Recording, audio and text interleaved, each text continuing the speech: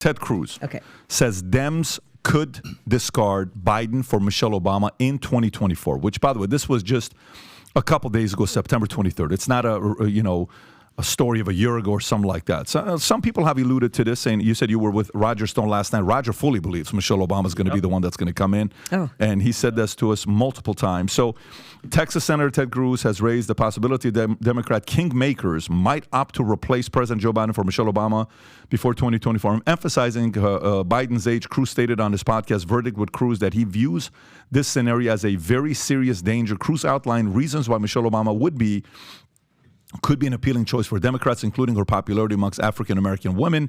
He suggested that she could be parachuted into the 2024 national DNC, scheduled for August 2024, in her hometown of Chicago as a way to avoid a divisive primary, potentially with the assistance of superdelegates. As a way to avoid a divisive primary. No, as a way to avoid the vetting of candidates. Our candidates should be vetted. The whole process is about vetting a candidate. And so, parachuting in is a really convenient way of not being asked tough questions, of allowing the media to just, go gaga over somebody. I would need, as a voter, and I hope that Democrat voters would want more vetting on where do you stand on the issues. And there's been a lot of corruption from the Obama campaign was very corrupt.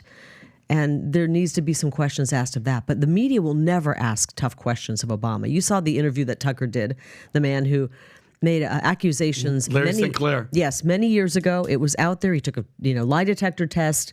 He spoke out about his sexual relationship with Obama. Mm-hmm. And drug use. Drug use, yeah. And the media never covered it. They knew about it, and they never covered it. They were told, if you cover this, you will never have an interview with Obama. You will be iced. And the media never covered that. Can you imagine if that came out of credible?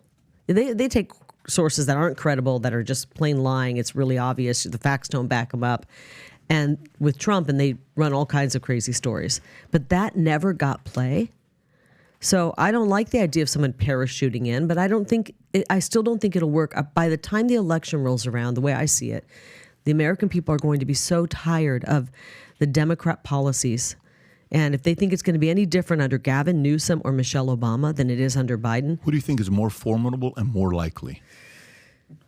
I kind of think that more formidable, meaning, I don't More of a chance of winning. Michelle or Newsom has more of a chance of winning.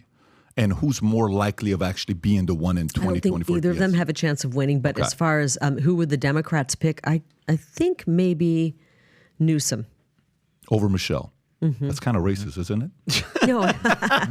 So funny. I'm not sure. I've never really heard her speak on the issues. So I don't know that, other than, very controlled situation. Why do you think people are so obsessed with I'm just throwing Michelle? a dart here at the dartboard. Michelle has never once indicated that she's going to run. I have friends on both sides of the aisle, friends that are on the left who are like, dude, there's no chance he's running.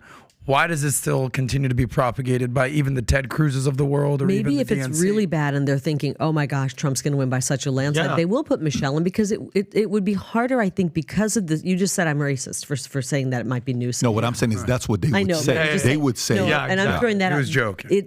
No, I know you were joking, but there is that sense of you can't ask tough questions because if you are a journalist, you might be accused of being racist. So maybe if they're really in dire situation, they might put Michelle. So it'd be Michelle and Kamala. What? Oh my God! I would 100%. Interesting. Yeah, because think about it. It'd be another Obama. Her name. Unlikely. Just the name Obama, and Obama and Kamala. Obama and Kamala, and don't forget, bro. 0% hold chance. on, Michelle Obama speaks in front of arenas. I'm telling you right now, if they just came out and they said, "Hey, Michelle's running," trust me, bro, she would get the votes. But Kari, quick question because we did it really fast, Pat. Tucker did have Larry Sinclair. We were thinking about motive, and Pat made a great question of why would Tucker, out of all times, of all people, because he could interview anybody from Elon Musk to whatever, why bring the guy that accused him, mind you, like you said it, signed an affidavit, had to lie detector test twice that said that all these things happened. Do you think it was a move on Tucker because he hates the establishment so much, Kari, that he was like, you know what? Just to let you guys know, I'm having this guy come up just in case Michelle does run. You're going to have to address this because they were hiding. Michelle left the country and Barack was MIA. They couldn't even reach these The people. left never asked any questions of them after that. Isn't that weird? Didn't even cover it. They just attacked Tucker. Yeah, exactly. So do you think it's like a move on Tucker just because Tucker has kind of that power to be like, okay, I just did this because if she does announce, There's more of this coming. you're gonna have to talk and address this guy because that guy is not going Interesting. anywhere. Could be. That could be. Right? That they're seeing that the Obamas might make a repeat appearance. Yep. So now you have a little bit of ammunition because as we all know, Tucker is not established. Well, and the interesting thing this time around is last time they had the media, just as I said, when I went and did the interview with Obama, which I thought was a more tough interview because most people don't ever ask him a question that he wouldn't want. Most people in journalism, the entire press pool was so enamored with Obama. They didn't ask tough questions of him, nothing. And then a year later, when I was there at the Trump White House, it was like everybody was on attack mode. They were on steroid attack mode. It was just the strangest thing. Oh, yeah. Never ask a tough question of the Obamas, but this time around, that media that media exists. However, there's also the alternative media, and if they think those questions aren't going to be answered this time around, I think they have another thing coming. Yeah, and I love the comparison. Have you seen the White House press briefings now with Karine Jean-Pierre? It's quiet. Peter Doocy asks one question, she shuts him down, they move on. Donald Trump, when they had like Sarah Huckabee in there, it was a shit show. Sorry for my language. It was insanity. People yelling, Jim Acosta, this person running to the front. It was insane. Now they all know, don't ask crazy questions. It's insane how to see. Not even crazy, just questions that are going to be pointed and getting to the truth. Because I think Peter Doocy's questions are all legitimate. 100%. 100%. But I think he does a great job. He does a great job, Pep. But here's the thing, Kari. Someone would say, okay, he asked these questions, and then what? Nothing ever happens. Just the other day, he goes, Karine, what do you call 10,000 illegals coming over the border? And she answers with a question, and she says, what do you call the GOP? He goes, no. And she goes, oh, no, you're not answering. I try to answer, and she leaves. And nobody, this is what bothers me, Pat.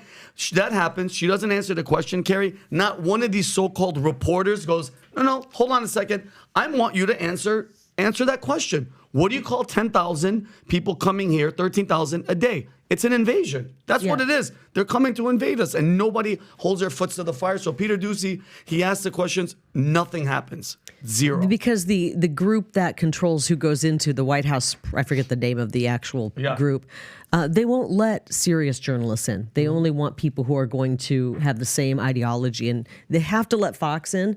And thank God Peter Doocy asked the tough questions, but that's about the only. There's a couple. There's that. I don't remember his name. He's a reporter, but I believe from Africa, and he has tough questions. Oh, yeah. Yes, they kicked him out once. They took his credentials, and then I guess they brought him back in.